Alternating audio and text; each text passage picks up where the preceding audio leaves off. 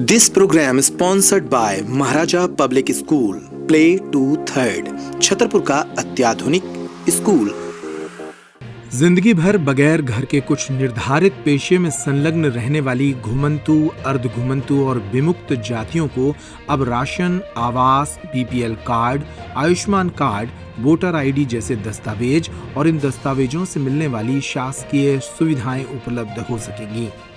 राष्ट्रीय स्वयंसेवक संघ से जुड़ी एक संस्था के द्वारा ऐसी जातियों पर सर्वे किया जा रहा है।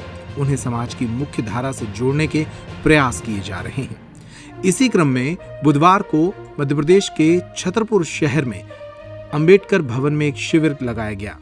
प्रशासन ने इस शिविर के दौरान ऐसे लगभग 100 लोगों को दस्तावेज देने के लिए चिन्हित किया। इस मौके पर आरएसएस के भालचंद नातू ने बताया कि इन लोगों को आज तक दस्तावेज नहीं मिल पाए हैं, जिससे ये जीवन की मुख्य धारा में नहीं जुड़ पा रहे हैं।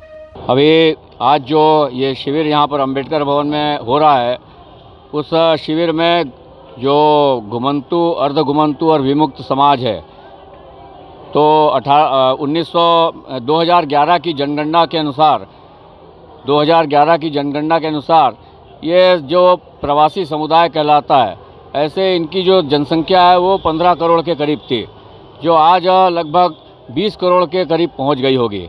ये जो तीनों प्रकार के जो समाज है, घुमंतु, अर्धघुमंतु और विमुक्त, ये हजारों साल से इस देश में निवास करता आया है।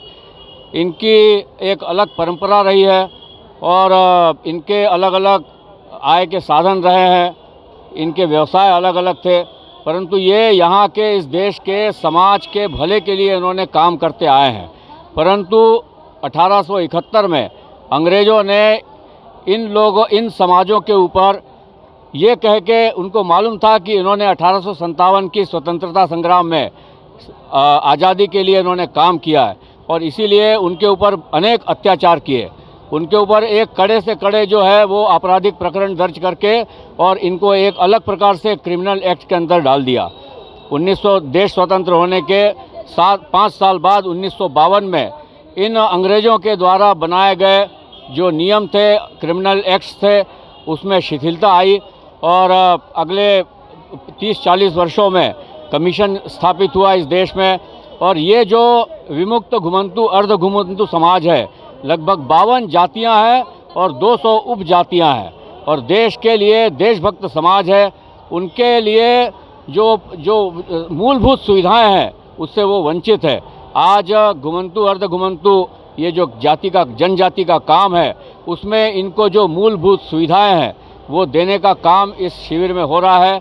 यहाँ पर कलेक्टर साहब, एसडीएम साहब, ये सब यहाँ पर इस कार्यक्रम में आए और आने वाले समय में इस नगर पालिका और छतरपुर ब्लॉक में, ईसानगर जो एक ब्लॉक है उसमें गठेौरा एक स्थान है, वहाँ पर गठेौरा में भी कुछ जनजाति रहती है। ऐसे ये नगर पालिका मुख्य रूप से ये जो समाज यहाँ पर 100 की संख्या में करीब आया हुआ है। बहुत सारे लोगों के पास बहुत सारे कागज़ नहीं है, कुछ लोगों के पास आधार भी नहीं है, वो अपने आजीविका के लिए इधर उधर भटकते रहते थे, उनको ये भी पता नहीं है कि आधार आवश्यक है। आज हमने कलेक्टर साहब से भी आग्रह किया है कि इनको जो शासन की जो मूलभूत सुविधाएं हैं, जिनके डॉक्यूमेंट्स है, इनकी पूर्ति के लिए ये शिविर लगाया है। आधार है, आयुष्मान कार्ड है, जाति प्रमाण पत्र है, ये सब जब बनेंगे, बीपीएल का कार्ड है, राशन कार्ड है, ये सब जब बन जाएंगे और इनको एक रहने के लिए आवास मिलेगा, तो निश्चित रूप से आने वाले समय में ये देश के लिए और भी अपने हुनर का उपयोग करके इस देश को समृद्ध करेंगे। ऐसा ये शिविर लगाने का ये उद्देश्य है। इस शिविर में कलेक्टर संदीप जीआर, एसडीएम विनय द्विवेदी, राष्ट्रीय स्वयंसेवक संघ से भालचंद नातू, हरिहर गंधर्व सहित अनेक लोग मौजूद रहे। श्री नातू ने बताया कि भारत में वर्ष 2011 में हुई जनगणना में इस तरह की 52 जातियों के अंतर्गत 200 उपजातियां हैं और देश में तकरीबन 20 करोड़ की आबादी है, फिर भी ये दुर्भाग्यपूर्ण जीवन जी रहे। उधर इस मामले में छतरपुर कलेक्टर संदीप जीआर ने कहा कि अधिकारियों को निर्देशित कर ऐसे लोगों के दस्तावेज बनवाए जाएंगे और उन्हें शासकीय योजनाओं से लाभान्वित किया जाएगा।